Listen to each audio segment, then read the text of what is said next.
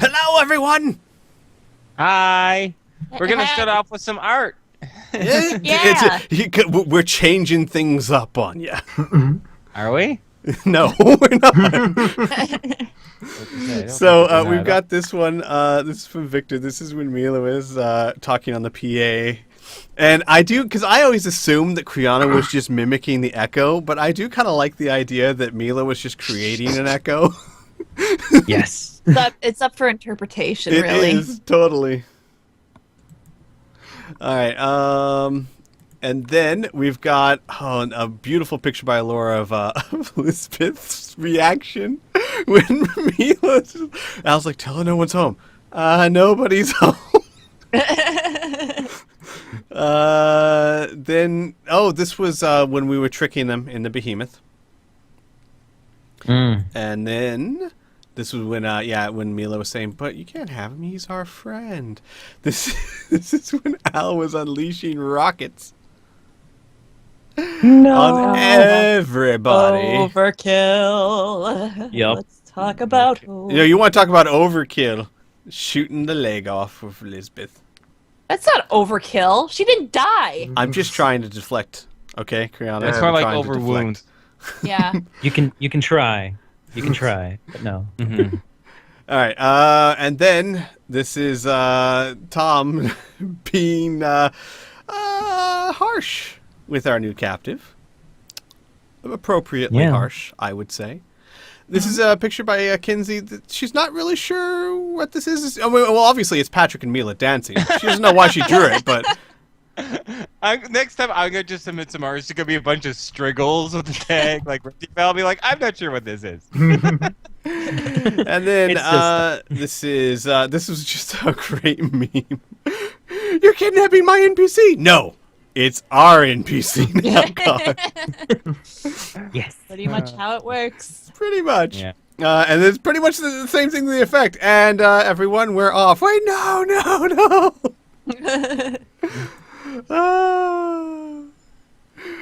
And then the chat saying that they're okay with the blatant kidnapping of course. August. And then last but not least, this is a new person, Typos Arrows. And this is okay. So we're going. I haven't seen this yet. So we're going to dress up as the Cult of Tyrath to get you out of the city. The Cult of Tyrath? No, a cult. We already had some trouble with the misunderstanding earlier. That's awesome. I love this. I think this is super cute and That is super well awesome. done. Yeah. Awesome art, dude. Yes. And you know what that means? If we count all these people, that means Mila's the horse butt. Oops. Hang on a second, everyone. I just kind of closed my window, so you guys are seeing blackness. Keep talking. Don't worry. Squee, I sent you a thing that you might want to show to the people. What? Yeah. A thing? A thing. Kind of A thing. thing. Give me a Kind of sec. thing. Let me let me fix the screen first, and then I shall do so. What? Let me.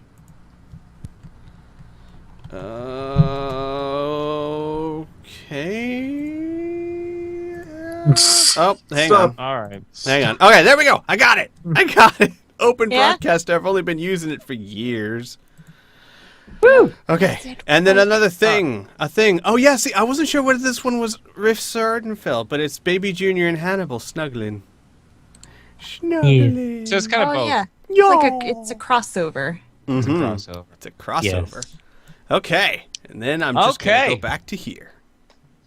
Okay, so we all know where we last left off. So I'm just gonna jump in because we did kind of cut the scene in half with you starting to take off, right? Mm-hmm. So at this point, I believe Al is piloting the vehicle, while Patrick and Mila are with August near that large kind of spare room, that custom-made room that has the shuttle in it, right? And where's Tom at this point? Rushing, trying to intercept Al, trying to stop him from actually, going much further. Okay, well, he's in the pilot compartment, so you'll have to just run into there. I'll give Yeah. you right of way before we get. It'll be a simultaneous scene, but I'll have you go first. All right. So Tom will make his way to the pilot's cockpit and try and get Al's attention. Al, Al, What? Ow. What? stop, stop, stop, stop, stop, stop, stop. I'm not. Stop. I'm. You mean the behemoth? Because I'm just sitting here. Yes, stop the behemoth. Stop the behemoth. But why? please. I thought the whole idea was to go. No, Remember, we have have people in here we that have would another- ask a we- lot of questions. we have another guest that is, well, Al will basically stop the kidnapped. behemoth anyway because he trusts Tom. Okay. But he's just like still waiting for an explanation. Okay. Well, then I'll switch it off to my scene then, because after Al's little announcement, and you can feel the behemoth lurch a little bit as it transports itself on those large legs of its having. Oh my God, Inferno! Great start. So, August gets wide-eyed, and he looks from Mila to Patrick, and he reaches out and he grabs Patrick's arm. He's like, no, no, no, no, no. You have to stop. I can't leave Greencastle with this. And he's clutching his personal computer to his chest with one hand. He goes, you don't understand. They can't even think I'm trying to leave. All right, you have to stop it. You have to stop it. All right. Patrick will get a little frantic and try to move this man on his arm to the cockpit. Okay. So at this point, then, Tom and Al, when you're ending up your conversation and you start to slow down the behemoth, you see Patrick and August coming up towards the pilot compartment. August is looking like pale and panicked and clammy. Mila, would you be following along as well? Yeah, she'd be kind of skipping along, not fully realizing what's going on too much. Fair enough. And August says, "We're stopped. We're stopped. We're stopped. Good. Good. How far did we go?" Startup time shouldn't be too far. I think. He's like, "Oh, good. Good. Good. Yeah. Sorry. I guess I didn't make myself clear. You still have to buy out my contract if you're interested in hiring me on with your particular group. And I am currently doing something really, really important for the Crimson Suns. And Jameson Stennett is not the type of guy you want to, mess with or disappoint or make angry. So I think this is where I should get off right now, okay? Okay.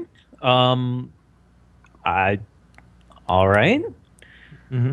Do you want me to walk back with you? He looks over at you for a moment, and he takes a long while as if he's considering it. He goes, well, they saw him. Well, if anyone was watching, they would have seen me leave with you, so I guess it would make sense to be seen, coming back with you, that we were just on a walk or something. Yeah. Okay. Yeah. Mhm. Okay. I can protect you. Before you two go, Hmm. the offer is still open. If we are able to come back here and we see each other again, I would still like that number, if at all possible. That eventually. number? To buy out your contract. Oh, yes. Yes. Tell you what. And actually, what August does is he gives you his contact information, where he's staying, and kind of the hours that he typically is there, right? Mhm. In addition, he gives you the location and the name of the head of the Crimson Suns, whom he previously mentioned, Jameson Stennett, and their kind of headquarters, or their makeshift headquarters in Greencastle, where they mostly reside and operate out of. August doesn't know exactly how much is left or how much it would cost to buy out his contract. That's Mhm. something that you would have to speak to Jameson about. All right. But they do like money. They're mercenaries after all. So, although this has been just a small misunderstanding, Mhm. I would enjoy working with a new environment and the freedom that you guys seem to purport. So, yes, and he gonna kind of just pats his personal computer a little bit. Mhm. Do you have any other questions for him or anything like that, or should we just move on Um, with Mila escorting? Oh, please continue. I do not. Okay. Does anybody else? I actually do have another interaction with Al afterwards. Okay, sure. Seeing that he's in a hurry, Patrick is not going to ask him much of anything. Well, I don't know if August is in a hurry, as in he was just highly anxious about seemed to be leaving, right? Mhm. Now that the behemoth has stopped, his anxiety has subsided a little bit. He's not clamoring to get out of the door, but he does want to get back into Greencastle to avoid any sort of misunderstandings with his employers, right? Because he says that if he was seen, or he was even suspected of leaving Greencastle with the information he has, oh boy, oh that would not be good. Yeah, Yeah. we wouldn't want to make your life any worse than it already. That's bad. Wow. That's bad. I am sorry. We wouldn't want to complicate your life. So I'm sorry about this misunderstanding, and I hope you have a nice day. We will try and contact you somewhat soon-ish. Mm-hmm. And he looks to Mila one last time, and he says, "Yes, I look forward to the correspondence." Yeah, Mhm. yeah. I do have a question for Patrick. Perhaps since we're a little bit far out, possibly maybe it would be faster if you were to drive both Mila and August in your ATV. Sure. Just Speaking quick, of, John. I'm assuming you guys are just keeping the ATV that Oh yeah. you requisitioned from. Okay, I'll make sure to add that to the group loot, for lack of a better word, when I have a Yeah. moment. It's probably charred and all of that. No, it's not. The main combat happened at least 50 feet away from its location, so Oh, actually 100 feet. So it's fine. damn. That's cool. Mhm. I suppose that's one way of putting it. Free loot, All yay! All right. Free loot? But- I don't think so. All right. So who's driving August where? What? If Mila and August is okay with it, Patrick will Yep. drive them back. Yeah, definitely. August is more than fine with that. Alright. Okay. Oh, give me a moment. I'm just gonna cough. Okay. All right. And I would like to start this interaction Yeah, sure. with Al. Yeah, go nuts. So Patrick, Mila, and August are going to walk off and Yeah, start they're gonna getting get ready. to Yep. leave. Yep. So from what I understand, this person is really good at electronics, computers. Okay. It might be a good idea to hire him on sometime. If you would be interested in that, Do we what are your thoughts? do we trust this guy? I don't know. I mean, he seems to be somewhat trustworthy. Okay. Do we like this guy? I do know that Mila has taken a liking to him. Al will think about it, and he'll be like, honestly, I've hurt that pearl girl enough. I am not going to say no. All right. Keep an eye on him, sure, but he sounds useful, And from Yeah. the few seconds I met him, he seems incredibly harmless, though I've seen that work against me in the past. Yeah. Well, let me put it to you this way. From how it seems. And Tom's going to look around the cockpit, peer out, see if James T is anywhere. And No, he is currently Okay. not within earshot. Good. He's seems a lot more trustworthy than James T. And a lot nicer. That's not saying much. But Yeah. I'm on board. Okay. Okay. Yeah. All right. And that is the end of it. All right. So for once, actually, Bear does not join Mila on her excursion Ooh. because it's just a plan to get in and out. Right? I mean, like to drop him off in Green Castle and then come back to the Behemoth. Correct? Okay. So during the very short ATV ride to get back to Green Castle would only take a few minutes, not even, right? During the ride itself, August is, fidgeting with his glasses, kind of just tapping his computer. It's that kind of that unless Mila breaks the silence, which I'm sure she will. Oh yeah, she's probably Okay. just talking about nonsense. I mean, Okay. So, um, August is just kind of giving just small, short nods every time like Mila takes a break, mostly like to breathe, to kind of give an affirmative that he's listening, although he probably isn't all that much. Mm. But taking his directions, you return back into Green Castle, and you drop him off in what seems to be a an older building, but unlike a lot of buildings in Green Castle that seem to be residences that have been either quickly or over long term converted into other establishments.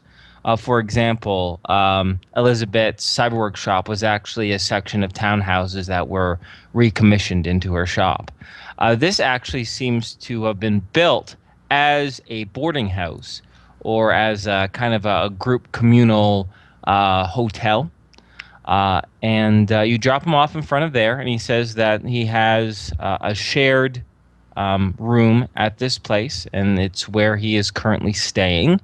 He finds it the individuals less, and he pauses for a moment, goes, less volatile than some other areas in Green Castle.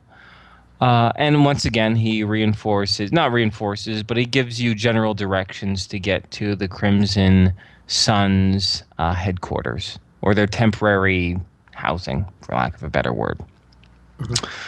And with that, he thanks you for allowing him to see the space shuttle, although as a passing remark, he says, I don't think you're going to be getting it to fly anytime soon, so if I were you, I wouldn't get my hopes up. And with that kind of backhanded compliment, he leaves. He enters into the boarding house, and you are free to depart. May I step in during some sort of ride into this? Oh yeah, sure, yeah, right, yeah, yep. Go ahead. All right. Noticing he seems to be at least holding a particular laptop, may I? Mm-hmm. I think my first character response would be trying to see what sort of computer it is. It seems to be a newer model. It's a personal computer similar to your own, although perhaps maybe the one that you have is slightly refurbished. This one looks like, or maybe even pre-riffs in design.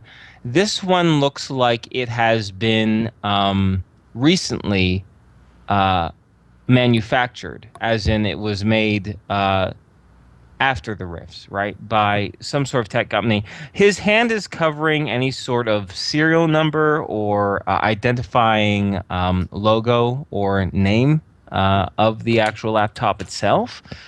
but you can tell that it seems to be quite decked out with various data disk recorders. In addition, you do see an attachment on it that seems to actually give me a computer use check. That makes Okay. it splendidly. You notice an attachment that, in certain establishments, certain governments, it would be seen as illegal. It is a bit of a, it's a hacking, for lack of a better word, it's a piece of hardware that's used in hacking, more particularly, scooping up data from wireless sources. So you do notice that. Thanks. Mm-hmm. I would probably note that with interest to him. Mm-hmm. Oh, you'd mention it, would you? Yeah. Well, what exactly would you say? Um, I would probably ask him generally what sort of range he has on that. He looks down at it a little bit, and he looks over to you and goes, "Oh, you know what this is?" Well, I have ideas, but Well, and he rubs his glasses a bit again. And goes, "Well, although I can't get into details due to a confidentiality agreement, I can say that this particular hardware only had a boost of approximately 25 meters. However, I was able to configure it and add my own little personal touch, I guess you could say, and equally tripled its range, which proved to be useful, for lack of a better word." Mm-hmm. very nice. I use something similar to something I tried to scan for radio signals. Vast variety of trackers, and it needs a good amp to make sure that it takes even the smaller signals. Oh, yeah. That's understandable. I mean, it's really hard to find that technology. I find newer manufacturers today just can't quite get things right, and it's always best to try to find something that was made back in this supposed golden age. Oh, I sort of made the last one almost from scratch. It was more from just radio parts and a lot of programming. Mm-hmm. And August gives a skeptical nod. He goes, I'm sure you did." And Patrick's just gonna have a tiny smile for the rest of whatever the time was. Okay, all right. Anything else? Any other interactions with August? Nope. I think Mila would try and give him a handshake before he leaves. Oh, okay. Roll me a that physical beauty score that to charm or impress. Oh man, here we go. This can be 100. No, it could be no, 15. no. So Yeah. he looks at it for a moment. He looks over to you, and he kind of just stares at your hand for a little bit, and you can see he's wiping his palms on the side of his pants to dry them, and he slips his hand, which is smaller than usual. You know what I mean? It's proportionate to the size of him, but he's not a very tall man, right? Mm-hmm. And he kind of slips in there and gives 1, 2, exactly 3 pumps. He kind of just looks you in the eyes and then kind of just darts his glance away and then scampers off into the boarding house.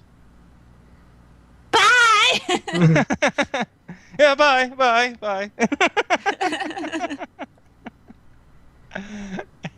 And all right, with that wraps up that scene. Although while Mila and Patrick are gone, Bear approaches both Al and Tom, and he says, don't mean to interrupt you, but I have a question in regards to Nora. Hmm?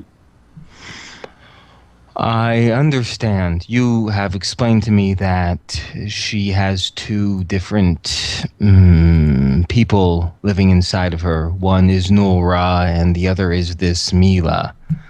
I have found Mila to be rather charming and sweet.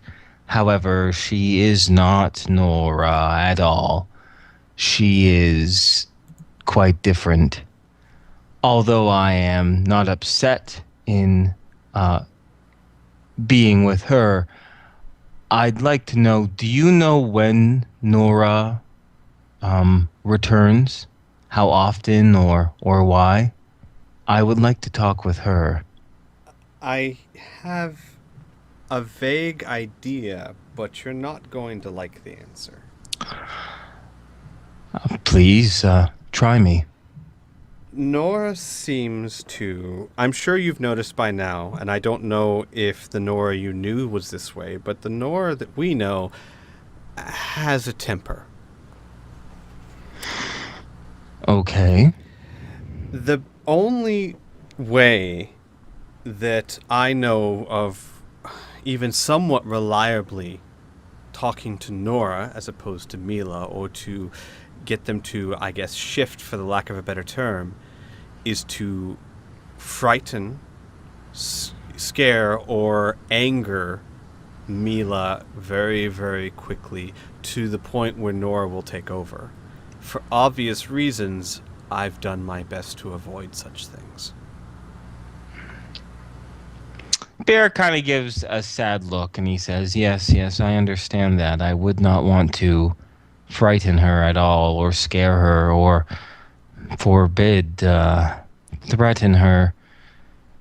In fact, I want just the opposite, so... Don't lose all hope. That is not to say that that's the only time Nora comes. It's simply the only time that has had any kind of pattern to it. Nora has been around, as far as I can tell, randomly, seeming no reason or rhyme to it. So there is still, it's not as though in order to be with the friend that you know, you're going to have to scare Mila. It's just, I know of no other way. Well, actually, I have kind of noticed a pattern in a sense. Please speak. Nora seems to be the somewhat the personality that is in the back, usually just standing by, but mostly the protector of Mila. I don't know why, but whenever she's in any kind of trouble, just like Al said, she pops out. I see. And she wants Mila to be happy, if I recall correctly. She is the same person. He says, not as a question, more of a statement. Yeah. And with that, he doesn't say anything else. Just a bit of a furrowed brow on his wolven face. And he excuses himself and Before leaves. he excuses, yeah. can I ask him? Sure. I have a question for you, if you don't mind. Now that you've spent some time with Nora, obviously you just said Mila is nothing like the girl you knew. Is Nora similar to what you used to know? I do not know. Most of my interaction with Nora was she was confused and angry and didn't know what I was talking about. It was difficult to get a read on her personality, but she spoke clearly without any sort of accent. So I do not know. That is why I'm so eager. I want her to remember me. I understand. It's very important. I would be interested when you learn more. If I don't know if there's any way to treat her. But if we're even to start, we have to understand more about what exactly happened. As in, was it one personality that split into two? Was it one of them is the same person, but now there's another personality? Even knowing that gives us somewhere to go. I want to know who did this to her. The doctor or the butcher who did this would answer all those questions, do you not think? It's possible. My concern is more with healing her than... But it's possible. He gives another nod. Okay, with that, can you... Yeah, I'm good. Yeah, you're good. He's excused. Okay. So, Patrick, unless you're driving anywhere else, do you return to the Behemoth? He's most likely going to, even if Mila like points like we should stop there, I'm gonna probably insist otherwise. Look at that. Fair enough. Patrick, look at the tree. Look at Patrick, when you're driving, you didn't even look. Patrick. I'm trying to not have us crash. I don't want to hurt nobody. Oh, Patrick. You're a smart one. Thank you. Anyway, let me tell you more about my day. And she literally says, Yeah, I know, right? It's like one of those I open know. to interpretation. Yeah, Yeah. open for interpretation. All right, so you return to the Behemoth, load the ATV back into the cargo bay, and you guys are set to continue on sans August, much to his relief. Just as a refresher as to who you have on board, you have one James T, who is currently milling about just outside the medical bay. You have one Elizabeth Kennett, and Pamel, who is currently inside the medical bay. Elizabeth being rather unconscious and without a left leg underneath the knee. And in the and you also have 15 refugees, a few who are, heavily injured, and the rest just clamoring together, waiting to go home, for lack of a better word. Mm-hmm. So what is your next destination, folks? Fletcher, if I recall correctly. Yeah, I believe so. Cool. Yes. Oh, Flint, you mean? Not Fletcher. Yeah, Yeah, where we were quote unquote recruited. Gotcha. Yeah. Flint. Okay. So, My bad. no, that's fine. It's all right. There are names Fletcher, Flint, and Finton. That's not easy to remember. It's all Yeah. good. So, now, do you go back because you took a road, there was a small path that kind of connected Greencastle to Flint. It takes only about a half a day's of travel. Do you go by the same path? The same, are you going to be going to Flint the same way that you went to Greencastle? I'm not entirely sure because the last time we were fined. Well, Right. It's Here's two questions. One, is it the most direct path? yeah, yes. Okay. Two, would I know, or Nora or Mila or anyone know another path? You can do a land navigation check, and you can make your own path. Someone else is gonna have to do that.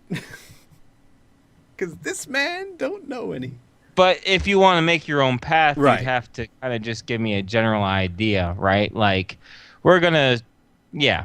You could ask Mila to do it. Yeah, I would say at the very least, I'd ask Mila to try and find us a path around the area we got told last time. I get to drive this thing? I'm just gonna sit right over here in the co-pilot chair. Mm-hmm. Mila sits down, stands back up, sits down again, kind of comfort, getting cozy. All right, let's go. Floor right. it. Al grips, Oh my God, Al okay. grips the arms of the chair. All right, let All me right. roll a land navigation check. All right, yes, that's important. Because Yep. you're going to try to go around where the toll was, right? Yep. Okay, so I got to get under 66. Mm-hmm. Yes. So Oh. Mila, you hear go around the toll, and that's exactly what you do. You go to where the toll is, and then you start circling around it in a large, I would say like a half-mile mark, slowly going closer and closer within it, assuring the other individuals that you know exactly where you're going. Not a problem, right? Yeah. Problem is that your antics in the Behemoth have definitely attracted the individuals who are still in the relative same area. Those two power armor pilots in Samson power armor, and that large 25-foot robot with the missiles over its shoulder and a large gun affixed down the center of its torso. And they flag you down. And once again, you hear that sweet chipper voice ring out. Oh, hello again, Behemoth. Are you leaving Green Castle already? Well, don't worry. You can continue down this path, and we'll give you a bit of a discount. Only 5,000 credits to get past this toll. And I certainly hope you come again. Okay. Okay. Okay. Okay. All So right. mark that down. So, Mila, you land the Behemoth. Mhm. Mm-hmm. And who gives them the credits? I can do I it. will. Oh, old Will. Okay. All right. Open up the Behemoth. Sure enough, one of the power armor pilots arrives. He reaches out for the credit chip. He puts in his credit reader. He kind of gives a snort and tosses it back to you. I even hear under his breath, Jesus, like taking candy from a fucking baby. And with that, you are free to leave. Before we pass, what kind of colors do I see on them? Colors? Yeah, are they like under like, are they part of the? You're wondering if they have any markings on them. Yes. They don't. Not that you could see, at least. Nothing that you could recognize. All of them seem to be the armor itself seems to be non-painted. Some of it seems to have been patched over, implying that it's seen combat. But the only markings on it are manufacturer markings. Nothing to show that they are part of a formal group or military. Okay. Okay. So you continue your way on to Flint, passing through the evergreen trees and the fall. Oh, wait a second. I have a picture for this. Oh, Inferno. Okay. So passing over the fall foliage, you navigate through the forest, and the path itself is wider at some points, thinner at others, but enough that the Behemoth can fit through most passages. Thankfully, the constant deluge of rain seems to had lightened up, and when you get 3 hours into your journey, the final drops of rain finally stop, and through the overcast clouds, you actually even manage to see the sun peek out. It is approximately 4 o'clock in the afternoon when you once again reach the tented perimeter of Flint. Now, is it fair to assume, I can continue describing the scene, but only assuming that you guys are taking the following actions. So your plan is to return these people to Flint and also to hand over Elizabeth to them? If I recall correctly from last session, if there is a change to this plan, or if you guys would like to approach Flint in a different way, please let me know, and then that way I can modify, the adventure, right?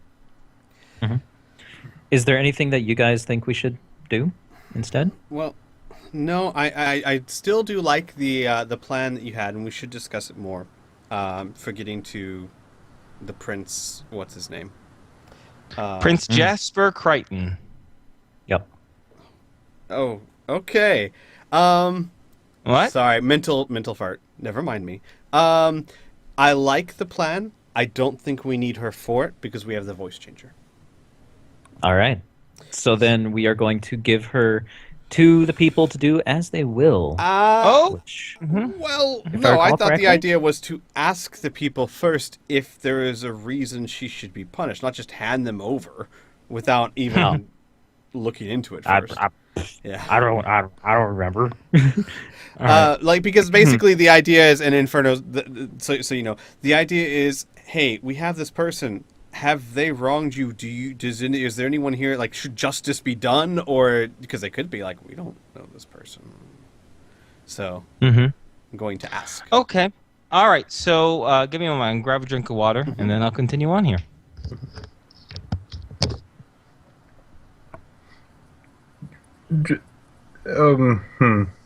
They might not know her by name, but maybe by action. Yeah, and I was expecting to maybe have to, you know, who's Elizabeth? You know, forearms, techno wizard, not Okay. techno wizard, cyber doctor. Supplies them with weapons. Okay. So, and now I'm going to be kind of storytelling this next little bit. I'm going to just be taking... I don't want to speak too much for your characters or their actions, but I'm going to do some basic stuff that would make sense, right? Like, for example, I'll be like, you land the vehicle and let the people out, right? So I'm kind of speaking for you in very, very broad, in a broad sense of the way, just to continue on the scene, right? So it's not every 3 seconds. Okay, now what do you do? Now what do you do? Okay? Now, while I describe this, afterwards, if there's any change to this or we have to change that little storytelling bit, that's fine. I'm more than willing to do so, right? But hopefully you guys don't mind me taking some creative liberties. Groovy? Yeah. Go for Okay. it.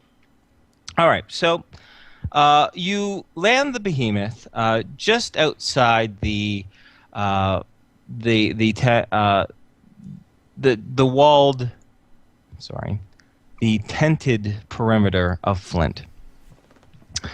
After landing the vehicle, you help the forgotten refugees out into the out of the Behemoth.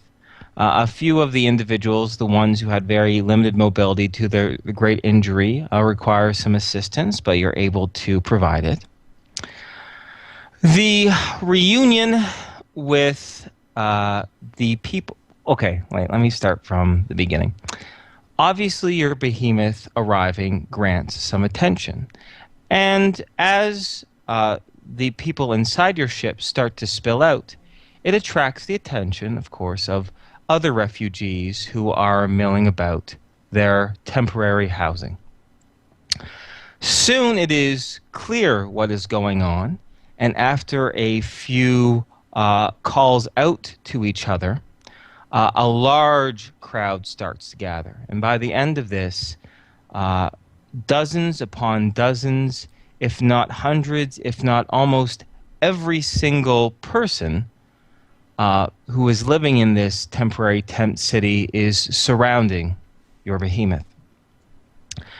The reunion with the individuals that you help escape Greencastle and the refugees currently here in Flint is bittersweet.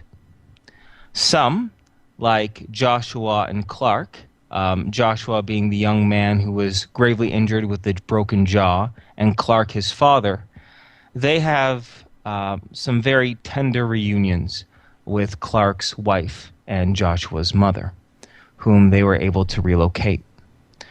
2 others also managed to find family members. Unfortunately, at least half of the group that left the Behemoth eagerly search out for loved ones and do not find them. Similarly, a buzz of excitement and hope starts to ring in the air, but each of you are asked questions that, unfortunately, you don't know the answer to. questions from an elderly woman. A young girl, about 13 years of age, red hair. Have you seen her? Have you seen her? Or an older middle-aged man being, my home, my farmstead. It had green piping along the sides. Does it still stand? Or questions such as, have they still taken over our homes? Or are they still there? Uh, just very confused and hopeful questions that you just don't answer. You weren't there long enough to do so, right? Thankfully, though, well, not thankfully, but soon the crowd dissipates. But you definitely do get the sense from the smiles of the individuals that you helped, that and their families, and even the vast majority of these refugees around Flint, that despite you weren't able to answer their questions, although they are still holding on hope for some of their own loved ones, you have done something extremely kind that they did not expect. Of course, this attracts the attention of members and citizens of Flint itself. And one of them, of course, being Miss Deanna Straw, one of the elder trader councilpersons. In fact, the woman who you met, that Frontiers woman, you met help distributing food to these refugees. You tracked her attention. In addition, Abram Osborne, the African-American elder trader whose wife is Fatima, they are able to contact you in a short period of time after this initial, after the initial reuniting of the refugees. Mhm. With that, you discuss Elizabeth, and let's role play the conversation, if that's okay by you guys. Yeah. Yeah. Okay. So, is it fair to say that... Actually, no. I'll have you present... I'm going to have you kick things off. They start the conversation by thanking you for doing this and asking you news of Greencastle, but I'm sure the conversation soon turns to the wounded cyberdoc within your Behemoth medbay. Mm-hmm. Start it. So,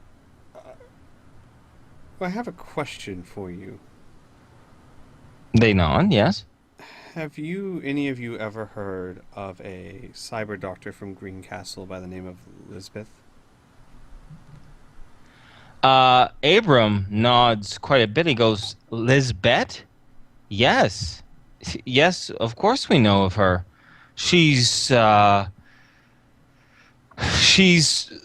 frankly one of the ones that kind of got us into this whole mess. Not through, I don't know. He pauses for a moment. He says, she's a cyber doctor, right? Before she arrived at Greencastle, Greencastle didn't have a cyber doc. They didn't really need one. But mercenaries require, maintenance, things to purchase, weapons and other such configurations. And soon after she arrived, Jasper's own entourage started to get juicer conversions, and she even turned a few of them into Borgs. So, yes, we know of her quite well. If it wasn't for her technology, we wouldn't be under such military threat. Why do you ask? She's kind of drugged in our med bay at the moment. They both give them a startled look, and Abram at this point says, "Well, how did this come to be?" We had something she wanted. She got a little too eager to get it, and things didn't really go her way. We have her in the med pay right now because we're honestly not sure what to do with her.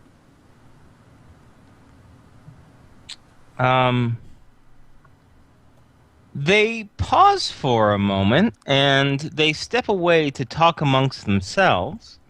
And after a little bit of conversation back and forth, they come back, and Deanna says,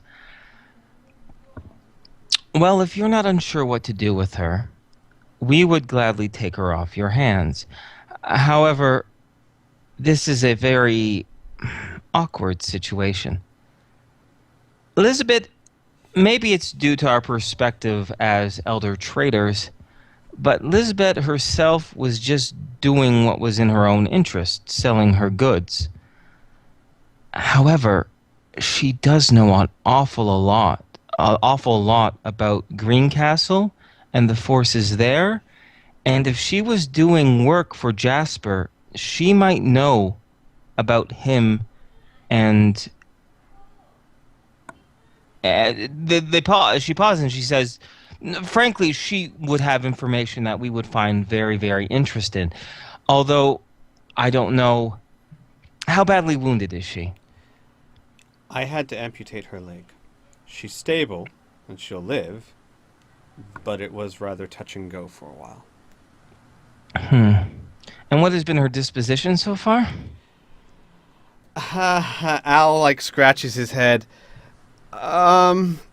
Rather amenable, because she thinks that she's in... Okay, I'm sorry, Inferno, remind me. It's not Flint. What's the other town? Fenton. Fenton. She believes that she is under the care of a kind doctor in the town of Fenton.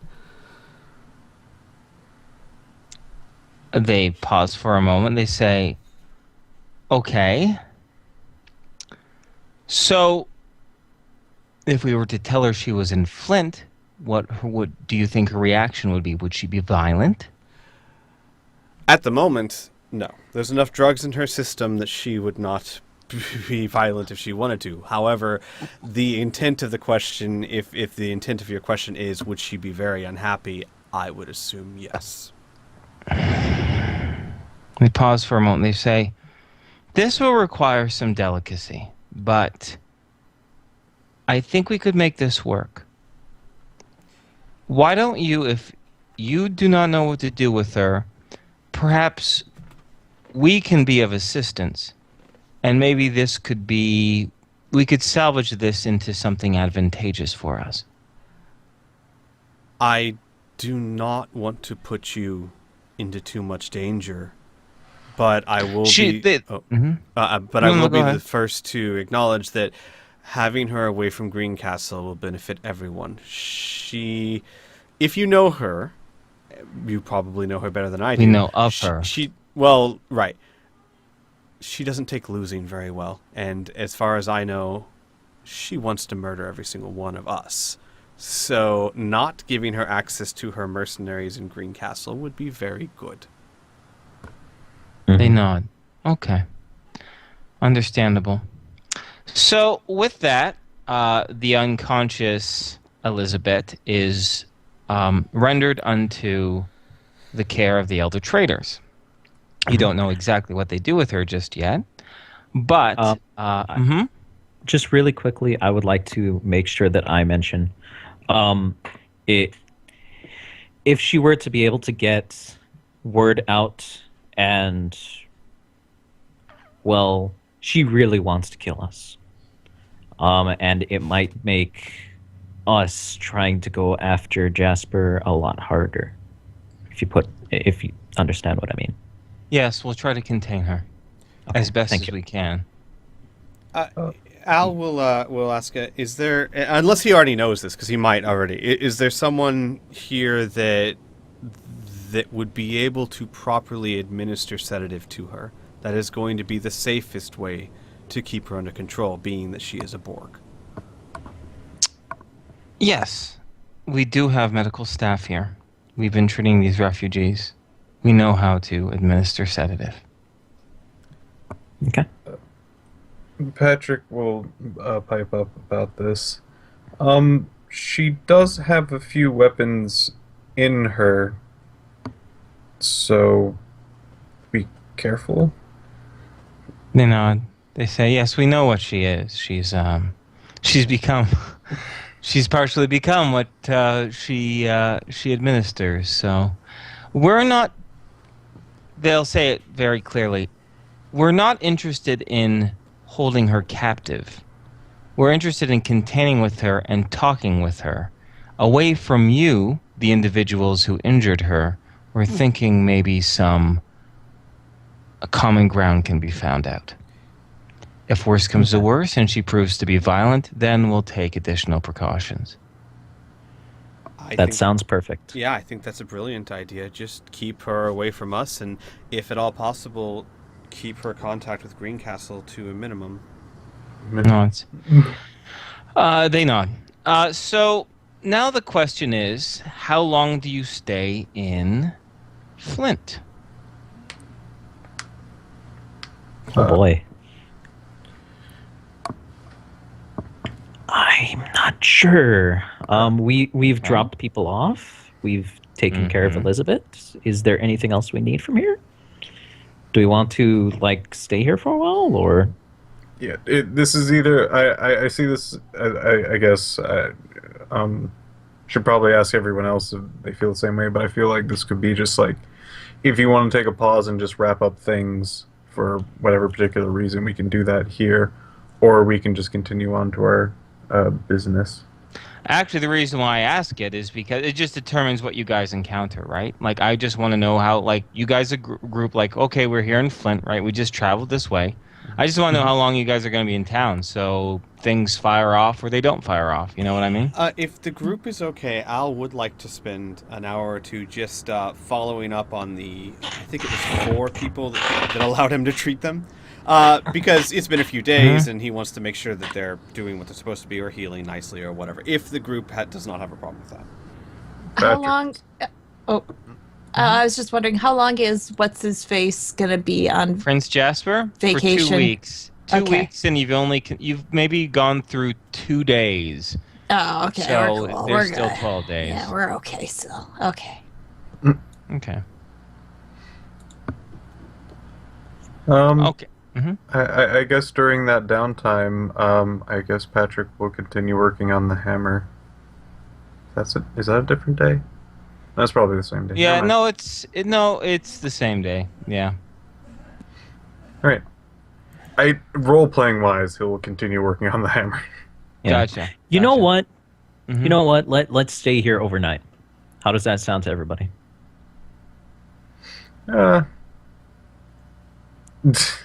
Because we need to figure out what our next plan is.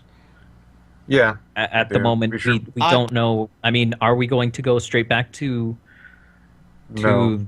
Greencastle? We're not going to Greencastle. Yeah, I would caution staying here overnight simply because the further we are away from Elizabeth, the better for them. True. So maybe, obviously, don't go back to Greencastle tonight, but at least get out of visual distance because our Behemoth is kind of recognizable. Yeah. So maybe get 5 miles out and then just spend the night.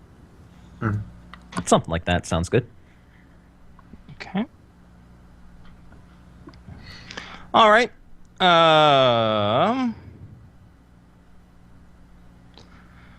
All right. I have a few scene ideas here in mind.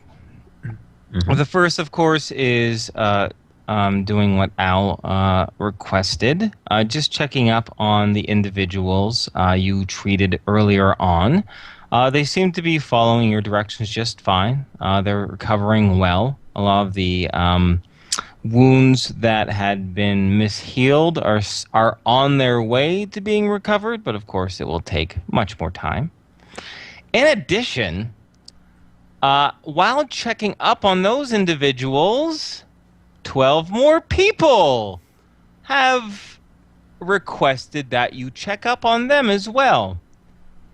They have heard good things. They are friends with the people you've treated, and you just help those people, other people coming in that they don't mind. I mean, it's okay that you're an elf. You clearly have good intentions. Al's gonna radio back to the Behemoth. It might be another hour. It might be another 3 hours. Yeah, it might be another 3 hours. And he'll explain why. Sounds good. Okay. So, We don't need to role play each and every detail, but we can say you spend the next 3 hours further treating various ailments amongst the refugees. Now, during this time, of course, I know what Patrick is going to be doing, kind of working on the hammer or other projects, right? But before I move on to the next scene, is there anything you got, Mila, Tom, anything in specifically like you would like to do in the meantime?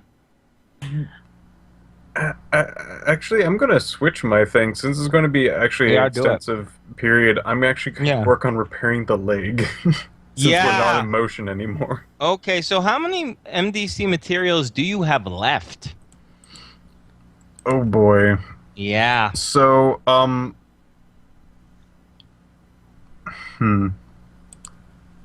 that is a really good question. I think I wrote down, let me double check if this is the armor that I wrote down. I wrote down exactly how much armor I have for my armor, not the Behemoth's armor. Okay, so this is what I'm going to do. I'm going to roll a 1d6 times it by 10 and say that's how many... That's because I know you bought extra stuff to repair the Behemoth, right? Mm-hmm. Now, a lot of that you used to repair the Behemoth when you bought it secondhand used, right? And there'd be some of that left over for additional repairs. I think that's a fair assumption, don't you think? Sure. So I'm going to roll 1d6 times 10. That's how much MDC you have left, period. Okay? So let's do that. Like for the ship, for the Behemoth, not for your personal armor, right? Of course. 1d6. So you have 50 left. How injured is that leg? Quite injured. 41 out of 250. Yeah. So I'll let you repair all 50 because you probably would have done that a little bit more, like maybe during stops or whatnot. I'm going to just kind of hand wave it. But that's it. You've now used up everything. Right, You have to find a mechanic. Now, it's a mechanic in Greencastle. And unfortunately, in Flint, they are saving it. They you knew this previously, but they're pooling all the resources for this eventual war with Greencastle. So they don't have shit to spare at all. Burn. Yes. I'm not quite sure if I guess we should probably note this. To them. We kind of know that there is a shipment coming in. Should we tell the people? A shipment of things from the coalition. Okay. They're grateful for the knowledge, but they don't have the forces to intercept anything like that. They are on lockdown, for lack of a better word. Yeah. Right. Okay. Cool idea, but Yeah. So do you want me to continue on with the next scene? Sure, yes. good. Sure. Okay. So about 2.5, 3 hours. I'll make it a pure 3 hours, just for the sake of narrative convenience to say that Al's back at this time. And at this point, Fatima actually approaches the Behemoth, the group, and asks to talk with you for a little bit. And she says, are you open for a quick meeting, an impromptu meeting with my fellows? Things have developed already, and we definitely need your input. Okay. I would be down. Okay. So they escort you back, this time to Fatima and Abram's home. Al has been there once before when talking to that poor woman who had her legs and arms removed from her quite forcibly. Oh, the second conversation? Yeah, the second conversation, yeah. So you the meeting itself is actually inside the home, but outside in the garden. And of course, all four members, all four elder traders are there. Just as a refresher, there's Tylor Rawling. That's the elder trader who was personally, whose son and daughter-in-law were ravaged and killed by Jasper Crichton. There's Abram Osborne and Fatima Skillman, husband and wife, both African-American, and Deanna Straw. And they say that after securing Elizabeth in a location and easing off the sedatives so they could speak with her, she was first alarmed at her current situation, but was surprisingly calm. She does not want to be in Flint. She demands to go back to Greencastle, or to at least be in communique with people that she knows. She's concerned about her shop and her possessions and the contacts that she left there. She has explained that she is a valuable asset to Greencastle, and that the royal family and many individuals that she served will probably come looking for her. We've taken that as an idle threat, but it was a place for us to begin to converse. Maybe we'll go with this first part, because we do need your input on this.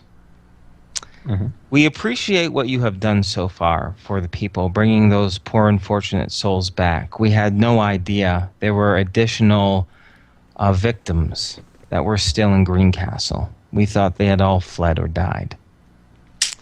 We also appreciate your seriousness in, and then Fatima pops up, killing Prince Jasper. She's not afraid of calling a spade a spade.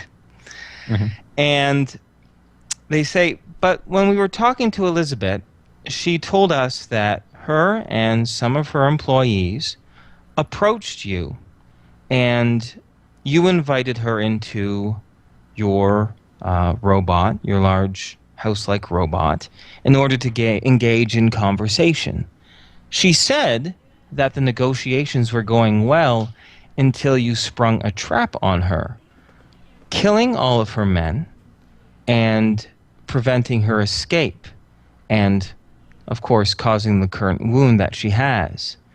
She has labeled you as thugs and criminals who assaulted her. What do you have to say to that? We'd like your side of the story.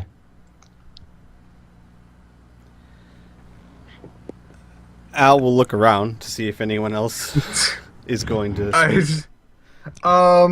Patrick will do it. Okay.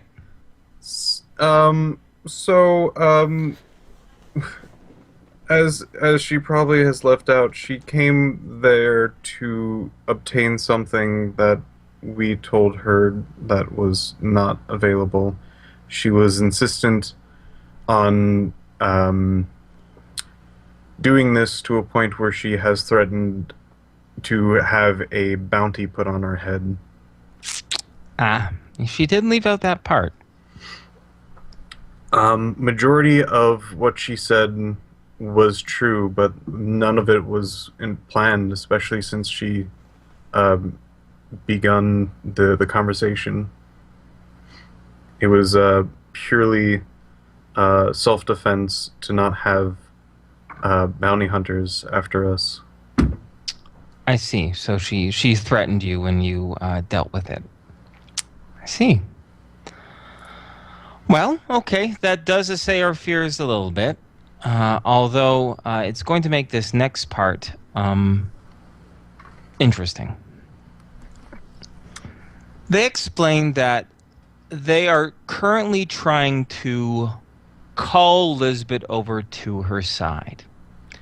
She is extremely skeptical because Greencastle has clientele, they have power, and the Crichtons are currently in a political situation that's very beneficial to her financially.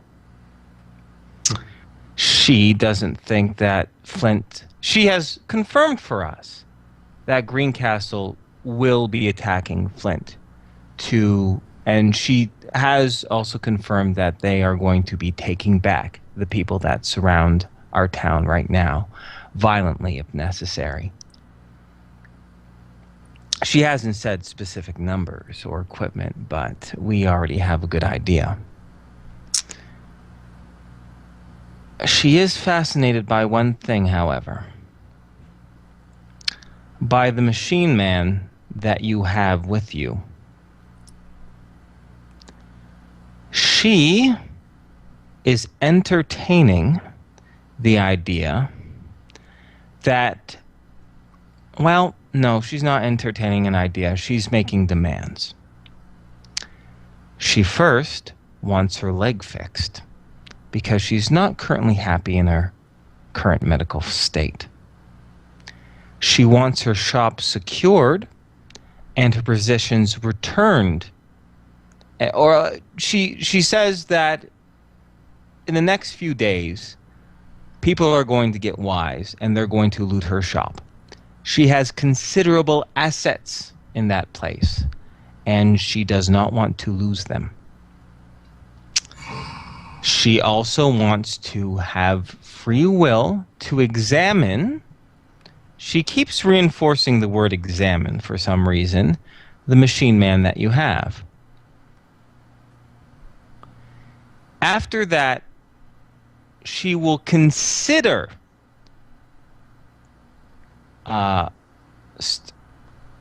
starting shop in Flint rather than Greencastle. But even then, that's not a guarantee. We're thinking if we meet some of her demands, it will prevent her from her immediate escape and contact of Greencastle. It's strange, but we kind of want to keep her happy.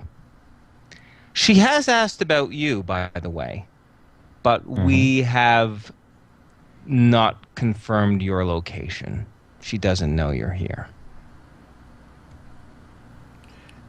If necessary, I can see her or she can see me because she never saw me.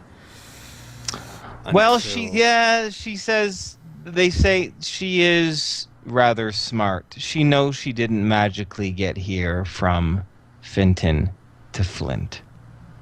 She suspects that she has been deceived. So interacting with her would be a risk. Fair enough. Well, I'll put it this way. We can do what we can do for most of them, but the way you said it, she wants free access to examine. If that person she wanted to examine was one of the refugees under your care, would you let her? Under controlled circumstances, we might. I see. We wouldn't let her. We wouldn't put her in the room alone. No, and of course not against their will. We would talk with the individual that should be curious, and we would let them know their security would be of paramount. We would not just stick her in the room with him and just cross our fingers and hope everything is fine. She would be highly monitored and under guard. The sticking point then would be against the will. That examining of James T. is what got her into this mess in the first place. How so? We took him to her to get him help. She seemed more interested in dissecting him. And when we got suspicious of her intentions and left quite peacefully, in fact, we paid her 10,000 credits and then walked out the door. She came back threatening violence if we didn't let her inspect him. I am not going to subject James T. to that woman, especially since she terrifies him. I see.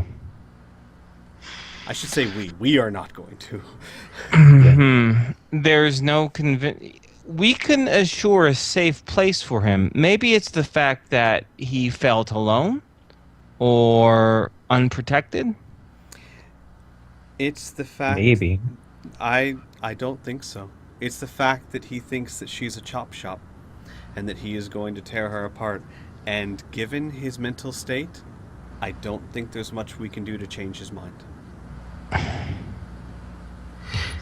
they pause and they say, well, not they all at once, of course, right? But different elder traders bring this up and they say, well,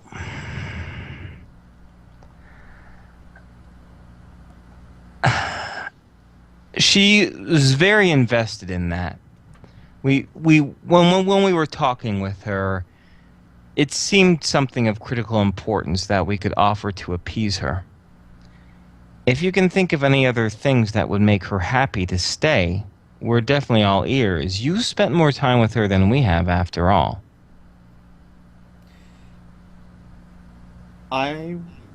My personal feeling, and anyone else here looking at the group can back me up on this, James T is a fascination, an interest, but not her livelihood. I think if there's a way to secure her assets, that'll be far more important to her than James T. Because without James T, she's curious and she's out of something she's really interested in. But without her assets, she's out of a livelihood. Yep. True. I think although if we were able to visit her shop and try and get most of her assets out, if not all of them. Oh, she has a list, they say. Yeah. The only problem is the shop might be under surveillance already. Indeed. And I would look at Tom, but would it be under surveillance for us? I mean... No. It would probably be under surveillance of, hey, she is missing, we don't know, so whoever accesses her stuff, I don't know. Is there, and I would look back to the others, is there a way, tell her, like, you have people that can get this list for her. And as far as I'm concerned, I'm perfectly willing, despite the fact that I am not very happy with this woman, I'm willing to fill this list, get her assets, if it keeps her contained and everyone's safe. And if there is a way for us to legitimately show that we are doing this for her, in other words, ask her if there is a way that the messengers you send, or basically the farriers you send to get her stuff, can show that they are doing so under her authority so that they're not messed with. All right, we'll check with her. Mm-hmm. We can speed things ahead, and I can give you guys the response. Yeah. Sure. Oh, also, I will mention that, if I recall correctly, we have a key, which might very well be to her shop. We're not entirely sure.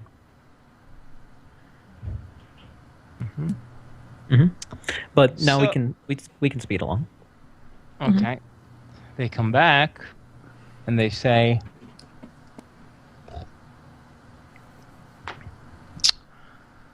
ooh. They look kind of nervous at this, but they say she has no special mark for her employees. It's, from our understanding, a chaotic situation there. She has, however, made a significant proposal, which is she is willing to go under great supervision and accompany and vouch and help collect her own gear for removal. It is extremely risky, but she assures us it's the only way she can actually get her belongings without alerting anything was unsuspicious. There's an additional cost to this. She also says she wants to be paid 1 million credits as a relocation fee. It's a trap. Al will say, look, obviously, we're not here to tell you what to do. If you choose to go this We're method- in. They do interrupt you. Right. Sorry. They say, no, we're in this together. You brought her to us, and we're trying to find a beneficial situation for Flint. Let me rephrase my poorly worded response then. I personally am not going to tell you not to do this, but if you choose to do this, obviously we can't be the ones to go. You would have to find people to go with her, and in addition to that, you would have to understand that if she goes to Greencastle, heavily guarded or not, there is an incredibly high possibility she will find a way to contact someone to come after us. And if someone's coming after us, the chances of your goals with Jasper coming to fruition drop drastically. We might as well walk away from that. Mm-hmm. And we don't want you to do that. Not at all. So now we're in a compromising position, which means we can't give her the demands she wants, and we can't make her happy. Without the machine man, without her assets, she has no reason to cooperate, which means we have to assume she's going to be hostile. Which means, they pause for a moment, because we are not familiar with her weaponry, we are not familiar with her capacity, we don't have so many medical supplies that we can sedate her for days on end. We need that for our own people.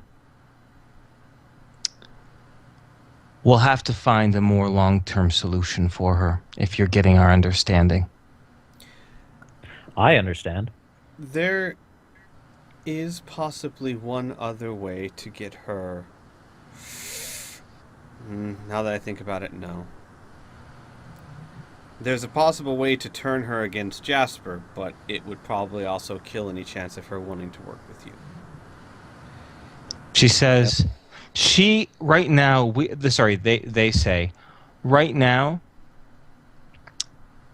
she was just negotiating to not directly return to Greencastle, not even working against Prince Jasper.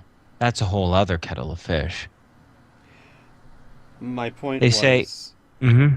that there might be a way to turn Prince Jasper against her, which would, of course, naturally make her not want to return to Greencastle. Unfortunately, there would be very little way to do that without her thinking we were responsible for it. And there you are. So they say, everyone, actually at this point, the council kind of gets a little quiet for a moment, and they kind of look over to Fatima. Fatima gives a stern nod. She says, okay, so she tried to kill you, right? Mm-hmm. And you responded in self-defense, and she nearly died, but you saved her life. So how about we just say she didn't make it?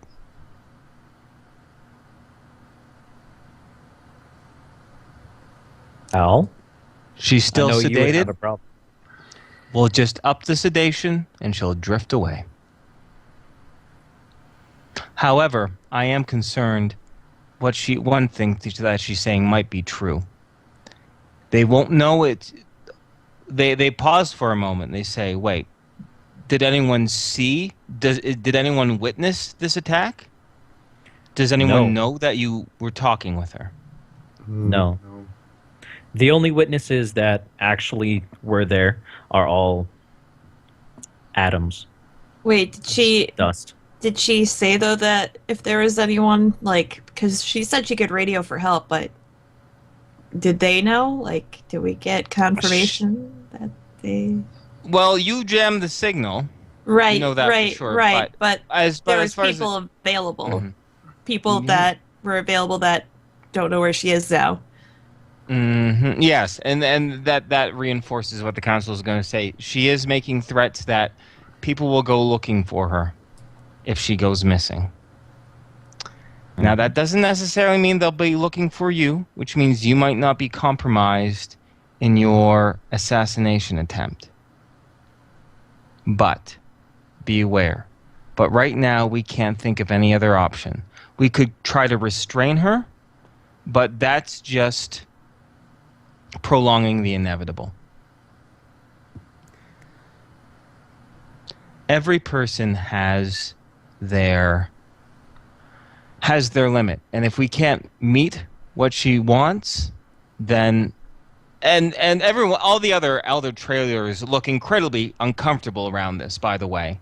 But Fatima is the only one who is speaking for them. She says, "We just up the dose. She drifts away. We bury her, and let things continue as if she actually died."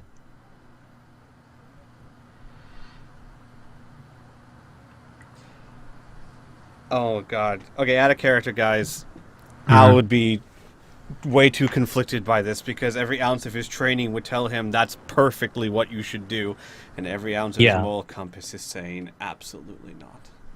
I know. That's why I was saying, I know you would have a problem with this. Well, I'm not even sure if Al does. I mean, Al's mentality is that you eliminate the threats when they're threats no matter what, and when they're not a threat, then you worry about it. She's obviously going to be a threat. If, like, in other words, Al, from a logical standpoint, we release her, there is no way this isn't going to come back and be problems.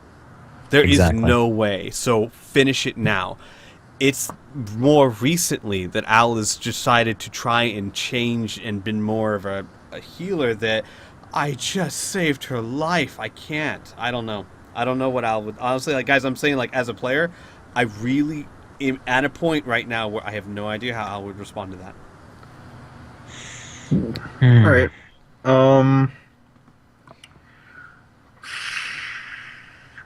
I'm in generally a similar boat, but I'm going the opposite direction.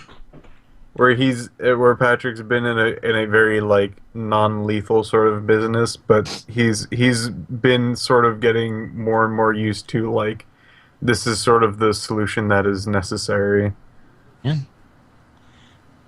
Tom's of a mind of she's not willing to play ball, so we can either use her to further our goals or just kill her. Easy. I'm sorry. Tom's getting a bit more bloodthirsty as of late. You don't say. Yeah. You don't say. You don't say. Well, Mila, her opinion is killing is wrong. Nora, her opinion is that bitch is dangerous. Why haven't you done it yet? Like, well, no, but if we can fucking use her, let's use her. If she's going to be an issue, then let's, get rid of her. There are other alternatives. I don't want to be as a GM being like kill her or make her or like kill. It's not black and white. It's not kill her and she's no longer a threat, and or make her live and you will be fucked, guaranteed. Right? Maybe there's another option. You know what? Let's play fire with fire. Let's no, I don't know where I was going. I was gonna say let's take her stuff hostage, but we don't have enough time for that. Well, there is the other option of we could just go into her place, but then that kind of blows our cover and eliminates any idea of possibly infiltrating Jasper's camp. Oh yeah, being like. Well, here's another idea. Okay. She is negotiating like she's in a position of power. She's not. What if it was made very clear to her? Obviously, we would have to find a way to restrain her first, but make it very clear to her, look, if you don't start playing ball, we're just going to kill you. Because, well, they really want to. Ooh. The problem is we would have to find a way to restrain her because there's two responses to that. Get violent. If you can't get violent, then it's play ball or lose your life. There is... I could mention to the elder traders we could try and push her hand. As in, I could try and push her hand. I could gotta- try and negotiate for her life. I like got I an Can I idea. mention- Okay, go ahead. How about I jump into a suit of Samson armor? Because she may have some hidden weapons on her, but I don't think it's going to take that out. And then I be there the next time they, quote unquote, renegotiate. And then we can It straight works. up tell her, look, if you don't start playing ball, they want to kill you. And, you know, you can try and fight back, but he's just going to squish you.